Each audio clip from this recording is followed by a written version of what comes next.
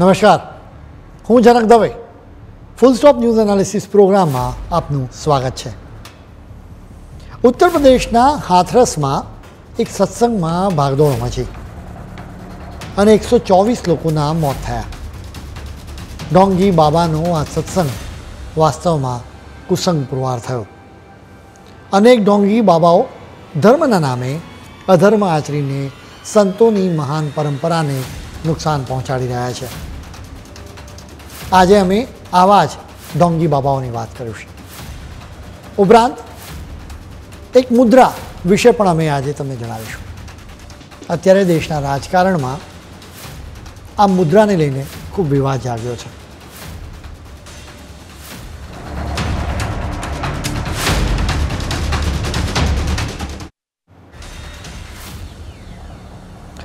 આજથી લગભગ 2 કે 3 દશક પહેલાં જન્મેલા લોકોએ તેમના બાળપણમાં એક ચેતવણી અચૂક સાંભળી હશે.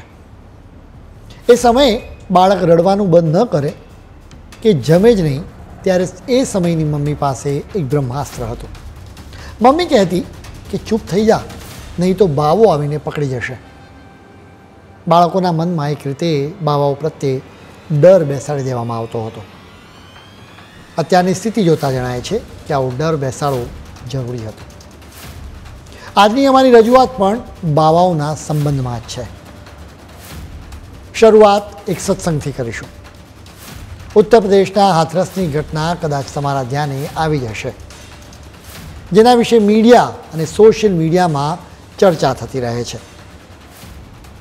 હાથરસમાં ભોલે બાબા ઉર્ફે નારાયણ સાકાર હરિનો સત્સંગ થયો હતો, જ્યાં ભાગદોડ મચી જતા બાળકો અને મહિલાઓ સહિત 124 લોકોના મોત નીપજ્યા. આ ઘટનાની તપાસ માટે એક કમિટી પણ નિમી દેવાઈ છે. જોકે અમે તો આ બાબાની જ તપાસ કરીશું. પીએમ મોદીએ લોકસભામાં ચર્ચાને વચ્ચેથી અટકાવી હતી અને આ ઘટનામાં મૃત્યુ પામનારાઓ પ્રત્યે સંવેદના વ્યક્ત કરી હતી. જોકે આખા દેશને ભોલે બાબા જેવા બાબાઓ પ્રત્યે જરાય સંવેદના ન હોવી જોઈએ. આ જ મુદ્દે સમાજવાદી પાર્ટીના નેતા અખિલેશ યાદવે ઉત્તર પ્રદેશની યોગી સરકારની આકરી ઝાટકણી કાઢી હતી. ચોક્કસ જ આ કેસમાં લાપરવાહી દાખવનારા અધિકારીઓને સજા થવી જ જોઈએ. ભોલે બાબાના આ સત્સંગમાં 80,000 લોકો માટે મંજૂરી મેળવવામાં આવી હતી. જોકે લગભગ 2.5 લાખ લોકો પહોંચ્યા હતા. બાબા સત્સંગ કરીને પાછા જઈ રહ્યા હતા ત્યારે તેમની ચરણરજ મેળવવા માટે મારામારી થવા લાગી, જેના કારણે ભાગદોડ મચી ગઈ, જેમાં આટલી મોટી સંખ્યામાં લોકોના મોત થયા. મુખ્ય આયોજક દેવપ્રકાશ માથુરની વિરુદ્ધ FIR દાખલ કરવામાં આવી છે. જોકે સૌથી વધારે ગુનાને પાત્ર ભોલે બાબા જ છે. ભોલે બાબા એટા જિલ્લાના બહાદુર ગામના છે. લોકોને ઇડિયટ બનાવવા માટે તેઓ કહેતા રહેતા હતા કે તેઓ ઇન્ટેલિજન્સ બ્યુરો માટે કામ કરતા હતા. વાસ્તવિકતા અમે તમને જણાવીશું. તેમનું મૂળ નામ સૂરજપાલ સિંહ છે. તેઓ ઉત્તર પ્રદેશમાં પોલીસ કોન્સ્ટેબલ હતા, એટલે સ્વાભાવિક રીતે પોલીસની એક્શન વિશે ખ્યાલ જ હોય. એટલે તો આ ધક્કામુક્કી થઈ કે તરત જ તેઓ ભાગી ગયા. પોલીસ તેમને શોધતી રહી ગઈ. બાબાએ ઇન્ટેલિજન્સ બ્યુરો માટે કામ કરવાનો દાવો કર્યો હતો. સચ્ચાઈ એ છે કે તેઓ યુપીના 12 જુદા જુદા પોલીસ સ્ટેશનોમાં કામ કરતા હતા. એ સિવાય થોડોક સમય તેમણે યુપી પોલીસના ઇન્ટેલિજન્સ યુનિટમાં કામ કર્યું હતું. તેમણે IBમાં કામ કર્યું જ નથી. બાબા બનવા માટે તેમણે આ સરકારી નોકરી છોડી દીધી. તેમણે તેમનું નામ બદલીને સાકાર વિશ્વહરી રાખ્યું. જોતજોતામાં તેઓ લોકપ્રિય થઈ ગયા. અમુક મીડિયા રિપોર્ટ્સમાં દાવો કરાયો છે કે જાતીય સતામણીના આરોપના કારણે જ તેમને સરકારી નોકરીમાંથી કાઢી નાખવામાં આવ્યા હતા, જેના પછી તેમણે પોતાનું નામ અને ઓળખ બદલી નાખ્યા હતા. ઉત્તર પ્રદેશના પશ્ચિમ ભાગ, ઉત્તરાખંડ, હરિયાણા, રાજસ્થાન અને દિલ્હીમાં આ બાબાનો જય જયકાર થઈ ગયો. લાખો લોકો તેમને સંત માનવા લાગ્યા. આપણા દેશમાં કમનસીબે લોકશાહી ભીડશાહી બની ગઈ છે. બાબાની પાસે આટલી ભીડની તાકાત જોઈને અનેક નેતાઓ પણ તેમની સમક્ષ ઝૂકવા લાગ્યા. એટલું જ નહીં, સરકારના અનેક અધિકારીઓ પણ બાબાને પગે પડવા લાગ્યા. આવી સ્થિતિમાં બાબા સામે કેવી રીતે કોઈ એક્શન લેવાય? આ ભોલે બાબા એટલા બધા ભોળા છે કે તેમને કોરોનાની મહામારી વખતે સોશિયલ ડિસ્ટન્સિંગના નિયમની ખબર જ નહોતી.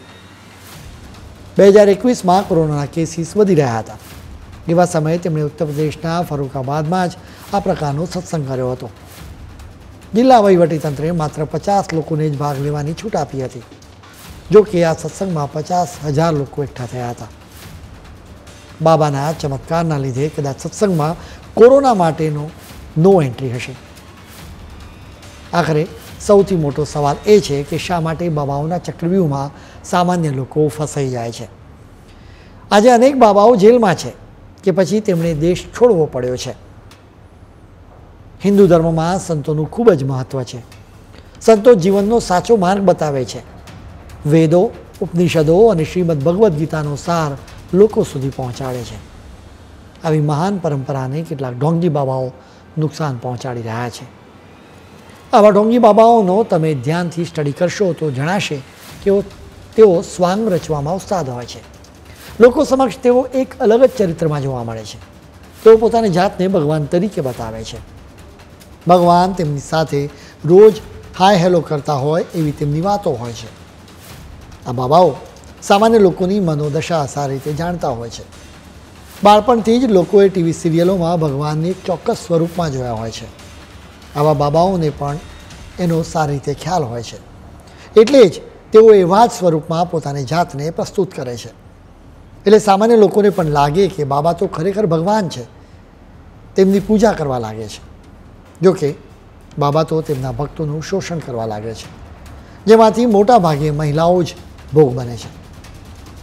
આખો ખેલ વાત કરવાની શૈલીનો હોય છે. આ બાબાઓ વાત કરવામાં ખૂબ જ કુશળ હોય છે. સામાન્ય લોકોની લાગણીઓ સાથે રમવામાં તેઓ વ્યસ્ત રહેતા હોય છે. એક રીતે લોકોને હિપ્નોટાઇઝ કરવામાં આવે છે, જેના પછી બાબા કહે એ જ ભક્તો કરવા લાગે છે. અત્યારે આખો ખેલ સોશિયલ મીડિયા માર્કેટિંગ અને બ્રાન્ડિંગનો છે. બાબાઓ પણ આ વાત ખૂબ જ સારી રીતે જાણે છે. તેઓ મીડિયા અને સોશિયલ મીડિયા પર જાહેરાતો આપે છે. તમામ મુશ્કેલીઓ દૂર કરવાની ગેરંટી આપે છે. જો કે લોકોને જાણ નથી કે તેઓ તો નવી મુશ્કેલીઓને આવકારી રહ્યા છે. તમે સોશિયલ મીડિયા પર હશો તો તમને પ્રવચનો કરતા અનેક બાબાના વિડીયો જોવા મળશે. આપણે ત્યાં કહેવાય છે કે ચમત્કારને નમસ્કાર. આ બાબાઓ આ વાત સારી રીતે જાણે છે. તેઓ સિમ્પલ જાદુઈ ટ્રિક્સથી લોકોને મૂર્ખ બનાવે છે. વખતો વખત આવી ટ્રિક્સનો પણ પર્દાફાશ થતો રહે છે. અમે તમને આવા કેટલાક ઢોંગી બાબાઓ અને તેમના ખેલ વિશે જણાવીશું, પરંતુ અત્યારે સમય છે એક બ્રેકનો.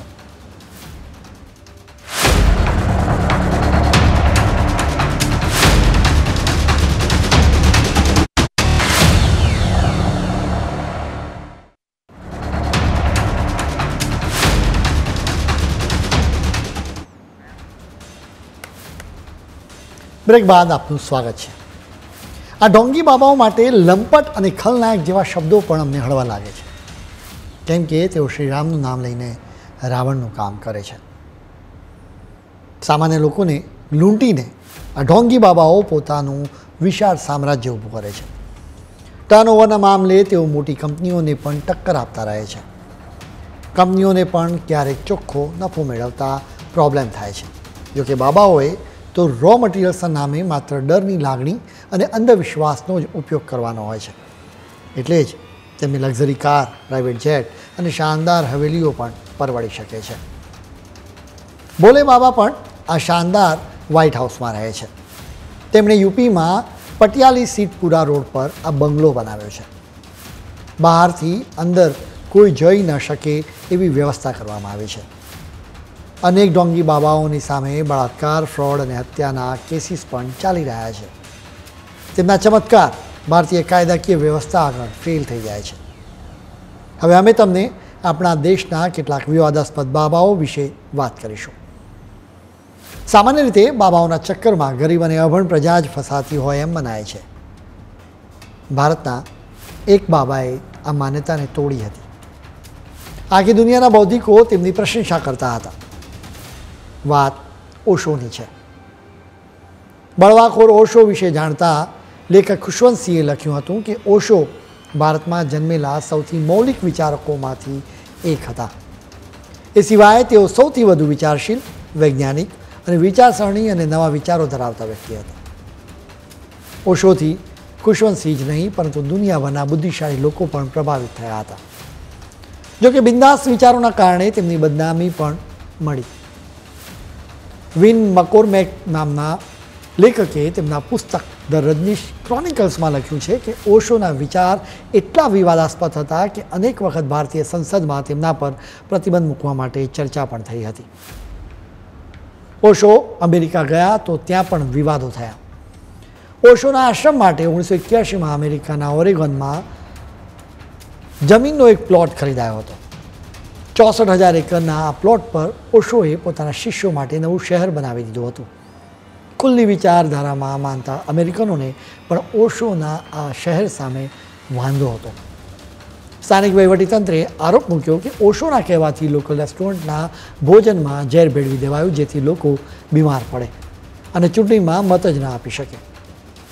ઓશો પર 35થી વધુ આરોપો મૂકવામાં આવ્યા હતા, જેના કારણે ઓશોએ દેશ છોડવો પડ્યો હતો.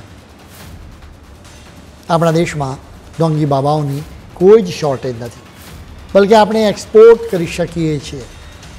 હવે બીજા એક બાબાની વાત.